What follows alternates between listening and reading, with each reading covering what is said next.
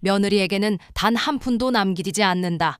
변호사가 그 문장을 읽는 순간 제 귀가 멍해졌습니다. 장례식장 안이 조용해졌고 누군가 헛기침하는 소리까지 또렷하게 들렸습니다. 저는 분명 잘못 들은 줄 알았습니다. 하지만 변호사는 다시 또박또박 말했습니다. 전 재산은 장손 민규에게 상속한다. 아파트 2채, 상가 하나, 예금 수억 원, 모두 제 아들 이름이었습니다. 그런데 이상했습니다. 아들은 아직 10살이었고 재산 관리는 보호자가 맡게 되어 있었습니다. 그 보호자가 제 남편이었습니다. 저는 그제야 깨달았습니다. 이건 단순한 상속이 아니었습니다.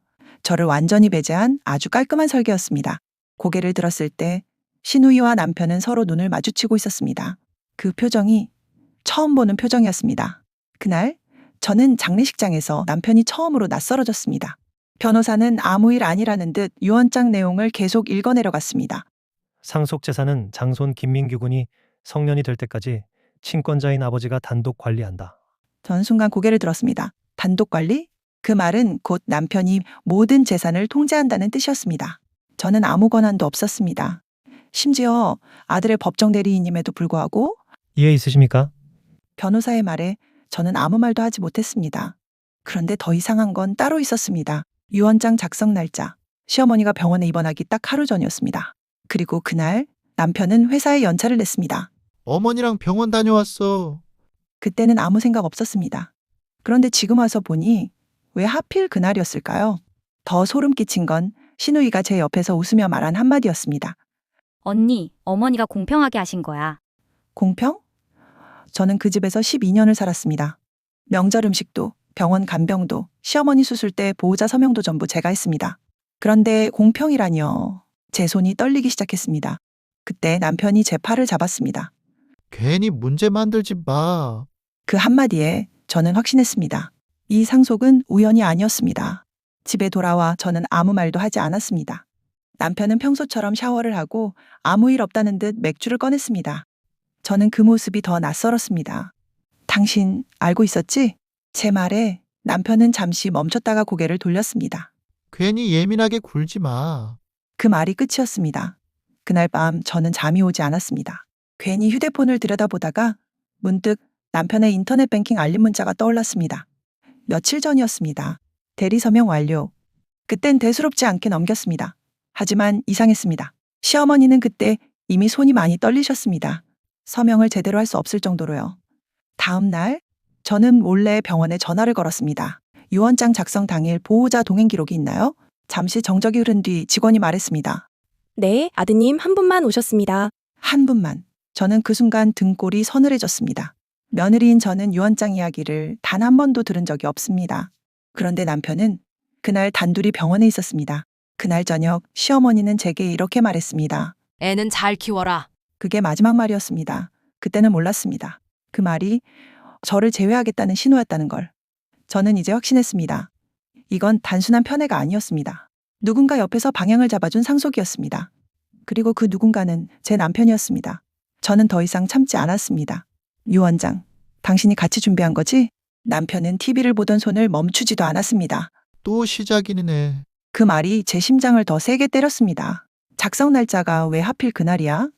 왜 나한테는 한마디도 없었어? 남편은 아주 차갑게 말했습니다. 어머니 재산이야. 어머니가 결정한 거지. 그 말이 틀린 건 아니었습니다. 하지만 이상했습니다. 시어머니는 늘 제 앞에서 너도 고생 많다고 하셨습니다. 손자만 편애했을 뿐 저를 완전히 밀어내는 분은 아니었습니다. 그런데 이번 유언장은 너무 정확하게 저만 제외돼 있었습니다. 남편은 낮게 말했습니다. 괜히 법 얘기 꺼내지 마. 애 이름으로 된 거잖아. 그 말이 저는 더 무서웠습니다. 애 이름. 하지만 관리 권한은 당신. 만약 우리가 이혼이라도 하면? 그 순간 남편이 덧붙였습니다. 괜히 문제 만들면 당신도 편할 거 없어. 그 말이 협박처럼 들렸습니다. 12년 결혼 생활 동안 저는 이런 눈빛을 본 적이 없었습니다. 그날 밤 저는 거실 소파에 앉아 유언장 사본을 다시 펼쳤습니다. 그리고 그 아래 작게 적힌 문장을 발견했습니다. 본 유언은 공증을 거쳐 확정함. 공증. 그날 병원 말고 어디를 더 갔던 걸까요? 저는 그제야 깨달았습니다. 이건 단순한 상속이 아니라 저를 안전장치 없이 밖으로 밀어낸 계약이라는 걸. 저는 남편 몰래 공증사무실을 찾아갔습니다. 유언장 하단에 적혀있던 번호로 직접 전화를 했습니다. 며느리입니다. 확인할 게 있어서요. 잠시 침묵이 흐른 뒤 직원이 조심스럽게 말했습니다. 아, 그 건이요? 그 말투가 이미 뭔가 알고 있는 사람 같았습니다. 작성 당일 본인 의사 확인은 직접 하셨나요? 제가 묻자 직원은 기록을 확인하는 듯 조용해졌습니다. 그리고 한마디. 어머님은 거의 말씀을 못 하셨습니다. 대부분 아드님이 대신 설명하셨고요. 순간 숨이 막혔습니다. 대신 설명했다고요? 네, 상속 방향에 대해 이미 가족 간 합의가 된 상태라고 하셨습니다. 가족 간 합의. 저는 그 합의에 없었습니다. 더 충격적인 건 그 다음 말이었습니다. 유언 문구는 초안이 미리 준비돼 있었습니다. 초안, 즉흥적으로 작성된 유언이 아니었습니다. 누군가 미리 준비한 문장. 며느리에게는 단 한 푼도 남기지 않는다. 그 문장이 제 머릿속에서 맴돌았습니다. 집으로 돌아오는 길, 저는 남편의 휴대폰을 떠올렸습니다. 며칠 전 봤던 문자. 초안 수정 완료. 그때는 몰랐습니다. 그 초안이 유언장이었다는 걸.